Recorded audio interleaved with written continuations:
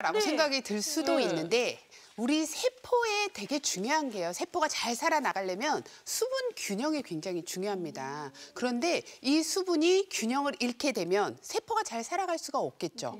그러면 우리 수분이 부족해지면 쪼글쪼글해질 뿐만 아니라 활성산소가 만들어져요. 이 활성산소는 몸의 곳곳을 공격을 하게 되는데 그러면 세포들이 잘 살아갈 수가 없고 만성적으로 염증이 계속 생기는 거예요.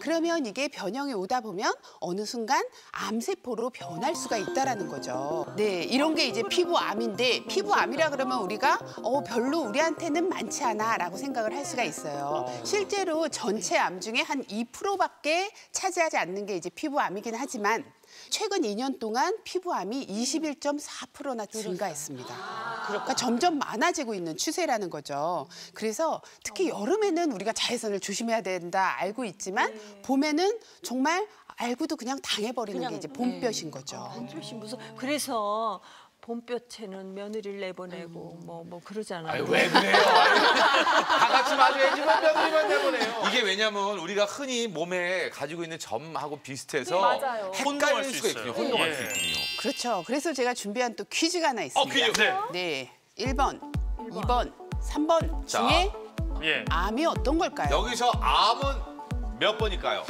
아니 지금 이렇게 얼핏 보기에는 가장 김한석 씨랑 가까이에 있는 사진이 굉장히 좀 너무 암 같아요. 왜 제 가까이에 이걸 주셨습니까?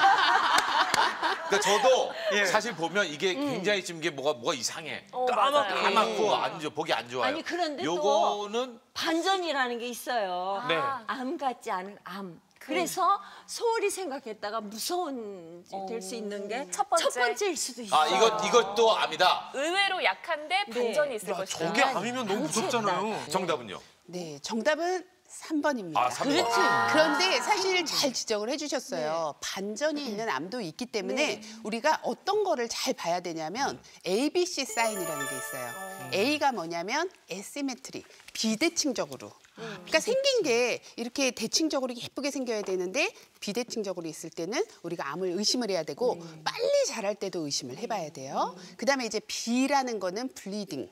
이제 피가 난다거나 진물이 많이 난다거나 상처가 잘 안 아문다 할 때도 우리가 암을 의심을 해봐야 되고요. 그다음에 C는 컬러 체인지, 색깔이 변하는 거예요. 지금 C를 보면 색깔이 어느 부분은 좀 허옇게 보이고 어느 부분은 더 진하고 이렇게 약간 불규칙적인 색깔이 보이잖아요. 이럴 때는 우리가 암을 의심해보고 조금 이상하다 싶으면 조직 검사를 하면 우리가 정확하게 알 수가 있는 거거든요. 그런데 이거를 검버섯이라고 그냥 생각을 하고 방치를 하게 되면 정말 암도 피부암도 조기 진단을 하면 이제 완치가 될 수 있지만 특히 악성 흑색종 같은 경우에는 우리가 사망에도 이를 수가 있기 때문에 정말 초기에 치료를 잘 해야 된다는 거죠. 그러니까 검버섯이라고 그냥 무시하면 안 된다는 거죠. 사실 봄날은 오늘 선생님이 입고 오신 이 핑크색 의상, 뭐 저의 노란